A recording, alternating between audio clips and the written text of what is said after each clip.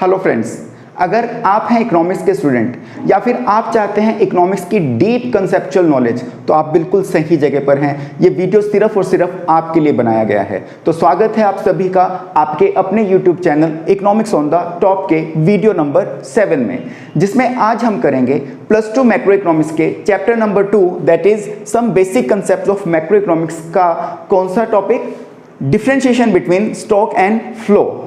Differentiation के through ही हम इसकी डेफिनेशन को समझने की कोशिश करेंगे। तो आइए शुरुआत करते हैं आज के टॉपिक की।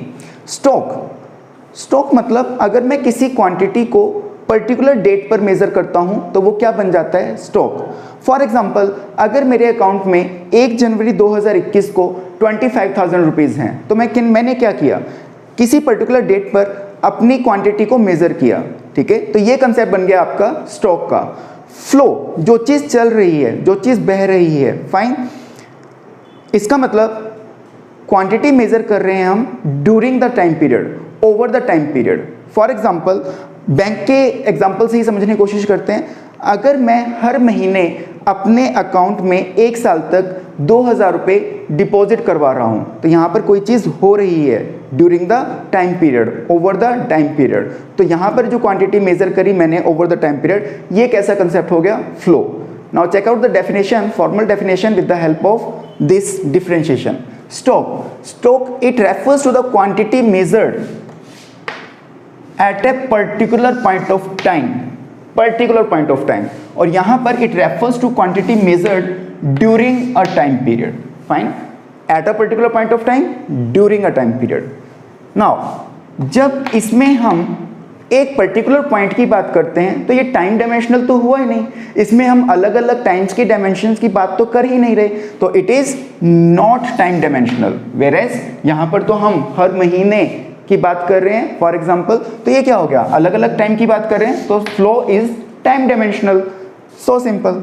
नाउ स्टॉक इंपैक्ट फ्लो, मेरा जो स्टॉक है वो किसको इंपैक्ट करता है, फ्लो को।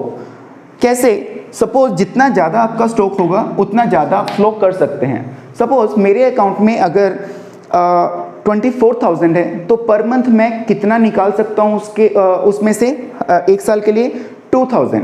और अगर यही मेरा 48,000 होता तो मैं कितना निकाल सकता था 1 साल के लिए, हर महीने 4,000। इसका मतलब जितना ज़्यादा मेरा स्टॉक होगा उतना ज़्यादा मेरा फ्लो होगा।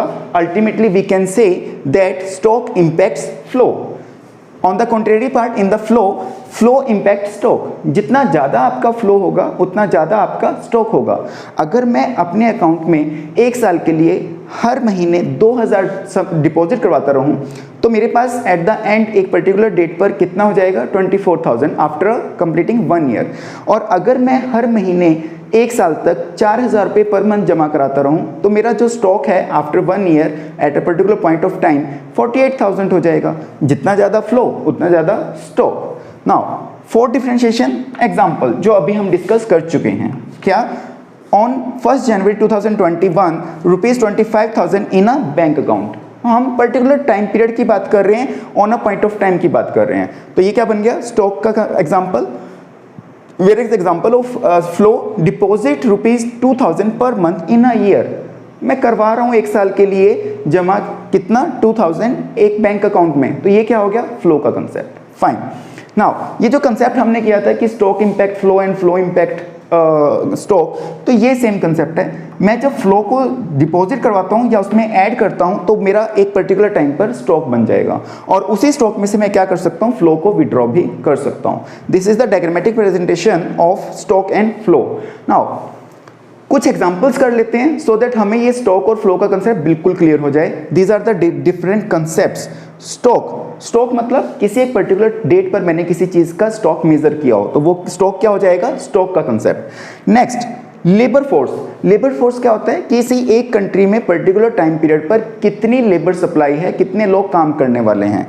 तो जब मैं लेबर फोर्स को कैलकुलेट करता हूं तो किसी पर्टिकुलर डेट पर मेजर कर रहा हूं, इसका मतलब ये भी क्या हो गया, स्टॉक का concept. Supply of money in a country, supply of money क्या होता है, total currency held by the people of the country on a particular point of time. तो यहां पर भी ये कैसा कंसेप्ट हो जाएगा, पर्टिकुलर पॉइंट ऑफ टाइम की बात आ गई तो क्या बन गया, स्टॉक का concept. Bank deposit, bank deposit मेरे अकाउंट में कितना है अगर मैं चेक करना चाहूं तो किसी एक पर्टिकुलर डेट पर ही चेक करूंगा ना, तो ये भी किसका बन जाएगा, स्टॉक का concept. Water in a tank, अगर आप किसी टैंक में देखें कि कितना पानी है तो एक ही टाइम में जाकर आप देख कर आएंगे ना, उस टाइम बताएंगे कि कितना पानी है, तो ये भी कैसा बन गया, स्टॉक। डिस्टेंस, किन्हीं दो प्लेसेस के बीच की डिस्टेंस को हम क्या करेंगे, मेजर करेंगे पर्टिकुलर पॉइंट ऑफ टाइम पर, और वो कैसा होता है, स्टैग्नेंट होता है, तो वो भी क्या बन गया, स्टॉक का कंसेप्ट। स्टोरेज इन गोडाउन, अगर मैं ये चेक करना चाहूँ कि किसी पर्टिकुलर गोडाउन में कितनी क्वांटिटी है तो वो भी पर्टिकुलर पॉइंट ऑफ टाइम पर होगा, स्टॉक। पॉपुलेशन, सर किसी पर्टिकुलर डेट पर किसी कंट्री की पॉपुलेशन कितनी है, अगेन स्टॉक। नाउ फ्लो, जो आपको समझना बहुत ज़्यादा ज़रूरी है। इनकम एंड एक्सपेंडिचर, ये दोनों चलते रहते हैं, ठीक है। इनकम कितनी आ रही है, उसमें से खर्चा कितना जा रहा है, आ रहा है जा रहा है, ये क्या हो गया, फ्लो, ठीक है। तो ये फ्लो कंसेप्ट हो गया। कैपिटल फॉर्मेशन, ऐसी प्रोसेस कैपिटल फॉर्म जो कर रही है, चल रही है, तो क्या हो गया, flow. Change in supply of money, sir supply of money stock है लेकिन अगर उसमें चेंज होता है तो वो क्या होगा, ड्यूरिंग द टाइम पीरियड होगा ना, तो flow concept. Interest on capital, ये इंटरेस्ट आपको मिलता रहता है तो क्या हो गया, during time period, flow. Leakage चल रही है, ठीक है, चल रही है, फ्लो। स्पीड भी क्या होता है, स्पीड सर आपका जो गाड़ी चल रही है उसकी स्पीड आपकी फ्लक्चुएट होती रहेगी, ठीक है। तो आपका ये कंसेप्ट भी स्पीड का कैसा हो जाएगा, इसमें बहुत कंफ्यूजन आता है। डिस्टेंस आपका स्टॉक है और स्पीड क्या है, फ्लो। सेल्स भी आप कर रहे हैं, ठीक है। Sale on a particular point of time क्या हो जाएगा, स्टॉक, लेकिन सेल अगर बिना पर्टिकुलर पॉइंट टाइम के दे रखा है then it will be flow. Number of birth, sir total population stock, लेकिन नंबर ऑफ बर्थ ये तो चल रहे हैं ना, ठीक है, तो ये फॉर्म करते हैं पॉपुलेशन को, लेकिन आप नंबर ऑफ बर्थ की जब बात करते हैं तो क्या होता है, flow concept. So I think now the concept of stock and flow is very much clear to you all. Now we need to understand the concept of different sectors of an economy. कितने sectors होते हैं किसी economy में, macro point of view से, yes there are 4 factors of the economy is divided into 4 sectors. These sectors are household sector, second one producer sector, third one government sector and fourth one external sector. आइए थोड़ा सा detail में study करते हैं कि आखिर इन sectors में हम किस किस चीज़ को इंक्लूड करते हैं, क्योंकि नेशनल इनकम को समझने के लिए ये कंसेप्ट समझना बहुत ज़रूरी है। Now household sector, these are also known as the consumer of goods and services. हम लोग क्या करते हैं, गुड्स एंड सर्विसेज को कंज्यूम करते हैं। और दूसरा, these are also known as the owner of the factors of production. हम लोग अपनी सर्विसेज भी प्रोवाइड करवाते हैं as the owner of factor of production. हम लोग सभी कहीं ना कहीं काम करते हैं, इसका मतलब हम अपनी सर्विसेज प्रोवाइड करवा रहे हैं, तो we are working as a owner of the factors of production. Yes, next producer sector. Producer sector क्या है, जितने भी प्रोड्यूसिंग यूनिट्स हैं इकोनॉमी में वो सभी किसके अंडर आएंगी, प्रोड्यूसर सेक्टर। नाउ करते क्या हैं ये लोग हाउस होल्ड सेक्टर हमारी सर्विसेज को हायर करते हैं या परचेज करते हैं। इट हायर और purchase the factors of production, fine. Third, government sector. Government sector 2 तरह से काम करती है, as welfare agency and as a producer. As a welfare agency ये क्या करता है, government sector law and order maintain करता है कंट्री में। एज अ प्रोड्यूसर बहुत सारे डिफेंस प्रोडक्ट प्रोड्यूस करने होते हैं गवर्नमेंट को, तो एज अ प्रोड्यूसर भी काम करता है। Now fourth one, external sector. External sector क्या कहता है, import and export between domestic economy and rest of the world. क्या हम सिर्फ इंपोर्ट एक्सपोर्ट करते हैं, यस, हम फ्लो ऑफ कैपिटल भी करते हैं। किसी कंट्री में हम इन्वेस्टमेंट करने जा रहे हैं, कोई कंट्री हमारी कंट्री में इन्वेस्टमेंट करने आ रही है, तो वो क्या बन गया, फ्लो ऑफ कैपिटल। किसके बीच में, डोमेस्टिक इकोनॉमी और रेस्ट ऑफ द वर्ल्ड के बीच में। अच्छा, इन सेक्टर्स को पढ़ने के बाद क्या आपको लगता है कि इन सेक्टर्स के बीच में कुछ इंटरडिपेंडेंसी है? Let us check it out. Household sector, household sector को क्या चाहिए, कंजम्पशन करने के लिए गुड्स एंड सर्विसेज चाहिए, वो कौन प्रोवाइड करवाएगा, प्रोड्यूसर सेक्टर। इसका मतलब हाउस होल्ड सेक्टर किसके ऊपर डिपेंड हो गया, प्रोड्यूसर सेक्टर के ऊपर डिपेंड करता है, फाइन। नाउ क्या producer sector household sector के ऊपर डिपेंड करता है? Yes, definitely. प्रोड्यूसर सेक्टर को प्रोडक्शन करनी है, प्रोडक्शन करने के लिए इसे क्या चाहिए, हाउस होल्ड सेक्टर की सर्विसेज चाहिए। क्यों? क्योंकि इसके बिना ये प्रोडक्शन नहीं कर पाएगा। तो in the same way producer sector is also dependent on household sector. Now क्या ये दोनों सेक्टर, हाउस होल्ड सेक्टर और प्रोड्यूसर सेक्टर, गवर्नमेंट सेक्टर के ऊपर डिपेंड करते हैं? Yes, they depend on the government sector for this law and order services, administrative services, ये government के ऊपर डिपेंड करते हैं। और क्या गवर्नमेंट इन दोनों सेक्टर्स के ऊपर डिपेंड करती है? Yes, for their revenue, tax revenue और नॉन टैक्स रिवेन्यू के लिए किसके ऊपर डिपेंड करता है? इनके ऊपर, ठीक है। और क्या हमारी domestic economy rest of the world के ऊपर डिपेंड करती है?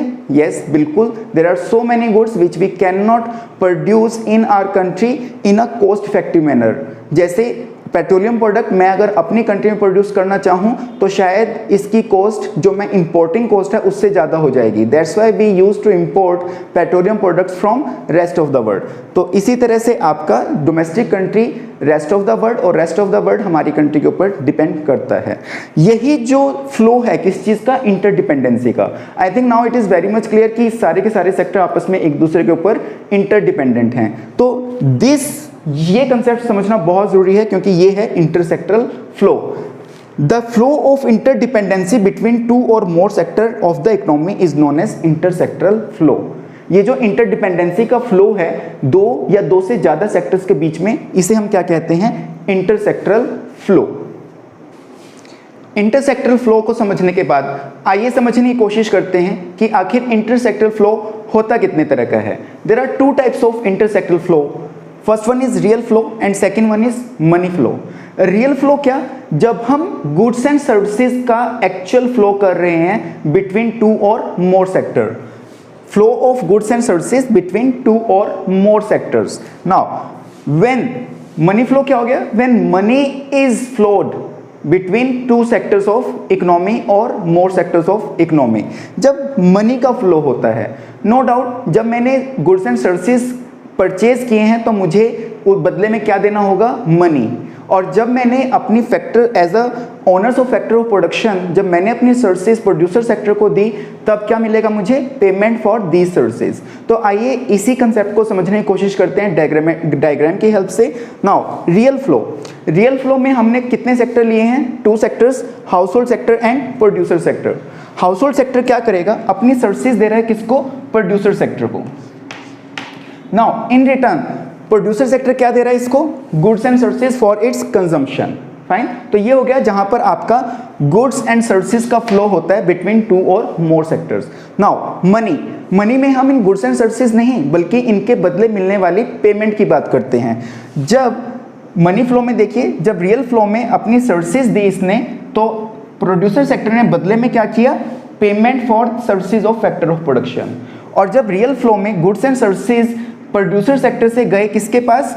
हाउस होल्ड सेक्टर के पास, तो बदले में हाउस होल्ड सेक्टर क्या देगा? Payment for these goods and services.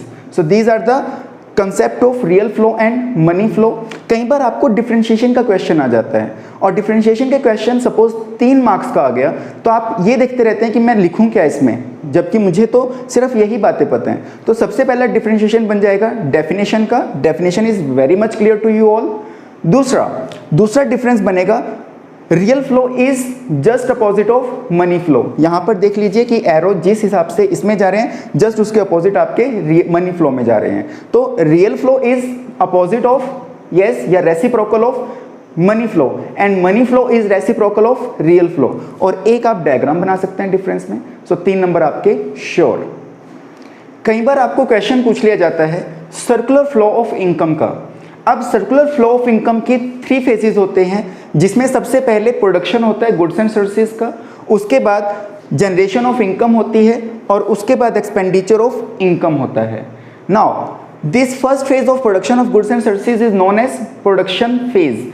This generation of income is known as income generation phase. और तीसरा expenditure phase.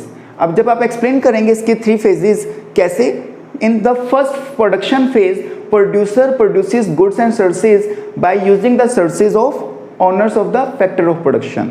Third, after this production process, producer sector make the payment to these household sector for their services used in the process of production, तब उनकी क्या हो गई, income generate हो गई। और तीसरा, जब हाउसहोल्ड सेक्टर के पास पैसा आएगा, definitely they need goods and services for their livelihood, तो वो क्या करेंगे, वो जनरेशन जो इनकम हुई थी उसको खर्च करेंगे, एक्सपेंडिचर करेंगे। तो तीसरा हो गया एक्सपेंडिचर फेज। तो यहाँ पर household sector will spend their money on the purchase of goods and services manufactured by producer sector। Ultimately पैसा किसके पास चला गया, प्रोड्यूसर सेक्टर के पास चला गया। और प्रोड्यूसर सेक्टर फिर से क्या करेगा, अपनी प्रोडक्शन शुरू करेगा, प्रोडक्शन करेगा तो इनकम जनरेट होगी, इनकम जनरेट होगी तो एक्सपेंडिचर होंगे, एक्सपेंडिचर के थ्रू वो पैसा फिर किसके पास चला जाएगा, प्रोड्यूसर सेक्टर के पास चला जाएगा। And sometime question is there कि it is never ending process. Why it is never ending process? Because demand for factors of owners of production is never ending। इनकी जो डिमांड है वो कभी खत्म नहीं होने वाली है। क्यों खत्म नहीं होने वाली है? Because production of goods and services is never ending process। Production कभी रुकने वाला नहीं है। Now why production is a never ending process? Because our need and wants are unlimited। क्योंकि हमारी need and wants कैसी हैं, अनलिमिटेड है। That's why this circular flow of income is a never ending process. Circular flow of income को समझने के बाद कई बार आपको क्वेश्चन आ जाता है, circular flow model in two sector economy. आपको एज्यूम करना है that there are only two sectors, और टू सेक्टर हम पहले दोनों ले लेते हैं, हाउसहोल्ड सेक्टर और प्रोड्यूसर सेक्टर। अब यहाँ पर हम इस सर्कुलर फ्लो को कैसे दिखाएंगे, सभी रियल फ्लो और मनी फ्लो एक ही डायग्राम में बना देंगे। अगर आप ध्यान से देखें, यहाँ पर हाउसहोल्ड सेक्टर, प्रोड्यूसर सेक्टर, यहाँ पर सबसे पहले सर्विसेज दी किसने, हाउसहोल्ड सेक्टर ने, किसको, प्रोड्यूसर सेक्टर को। बदले में इसको क्या मिला, फैक्टर पेमेंट मिली, received for the factor services. ये जो प्रोड्यूसर सेक्टर ने इसकी सर्विसेज यूज करी हैं उसके बदले में इसको पेमेंट मिल गई। नाउ प्रोड्यूसर सेक्टर ने क्या किया, गुड्स एंड सर्विसेज दी हाउसहोल्ड सेक्टर को, बदले में इसने एक्सपेंडिचर किया इन गुड्स एंड सर्विसेज को। Ultimately this income of household sector is converted into expenditure which is paid to the producer. Some assumptions of these models you need to mention in the answer. First one, two sector economy only। जो हमारी economy है उसमें सिर्फ दो ही sector हैं, इसका मतलब economy कैसी हो गई, क्लोज्ड इकोनॉमी हो गई। There is no interference of rest of the world, no government in the economy because we are studying only two sectors and household spend all their income। Household अपने पास कुछ भी saving नहीं करके रखता है, वो सारी की सारी इनकम अपनी एक्सपेंडिचर कर देता है किसके ऊपर, गुड्स एंड सर्विसेज के ऊपर। Now what is the importance of circular flow model, इसकी इंपॉर्टेंस क्या है, क्यों पढ़ूं मैं ये सारी बातें, इससे मुझे क्या पता चलता है, एस्टिमेशन ऑफ नेशनल इनकम में ये हेल्प करता है।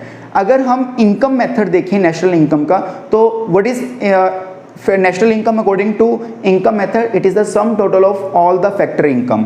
फैक्टर इनकम हमें पता है लैंड, लेबर, कैपिटल और एंटरप्रेन्योर स्किल्स की इनकम क्या हो जाएगी, लैंड के बदले में मिलेगा हमें रेंट, लेबर के बदले मिलेगा हमें कंपनसेशन वेजेस, और कैपिटल के बदले मिलेगा इंटरेस्ट, और एंटरप्रेन्योर स्किल्स को मिलेंगे प्रॉफिट। तो ये क्या हो गया, फैक्टर की इनकम। और यही हमें पता चलता है इसके थ्रू कि फैक्टर को इनकम जो रिसीव हुई है, इसका मतलब कहीं ना कहीं हमें नेशनल इनकम को एस्टिमेट करने में हेल्प करता है। And with the help of this intersectoral flow हमें क्या पता चलता है, इंटरडिपेंडेंसी अमंग दीज सेक्टर्स। ठीक है, तो ये आपका चैप्टर था दूसरा, that is some basic concepts of macro economics. I hope that you have enjoyed the video and you have now complete knowledge of the concepts of macroeconomics। अगर आपको आज का हमारा ये वीडियो पसंद आया हो तो हमारे चैनल को सब्सक्राइब करना ना भूलें, हमारे वीडियोस को ज़्यादा से ज़्यादा लाइक कीजिए, शेयर कीजिए, और अगर अभी भी आपके कोई डाउट्स रह गए हों तो प्लीज़ अपने डाउट्स हमें नीचे कमेंट्स में बताएं, and definitely we will answer to all your queries with all your doubts. And अब आप हमें फेसबुक पर भी फॉलो कर सकते हैं, जिसका लिंक नीचे डिस्क्रिप्शन में दे रखा है। एक और इम्पॉर्टेंट बात कि अगर आपको इन टॉपिक्स की, इन चैप्टर्स की डीप नॉलेज रिटन फॉर्म में चाहिए तो आप हमें व्हाट्सएप कॉन्टैक्ट पर भी कॉन्टैक्ट कर सकते हैं, so that you can get notes of macro economics prepared by Economics on the Top. Thank you very much for watching the video. Have a nice day to everyone.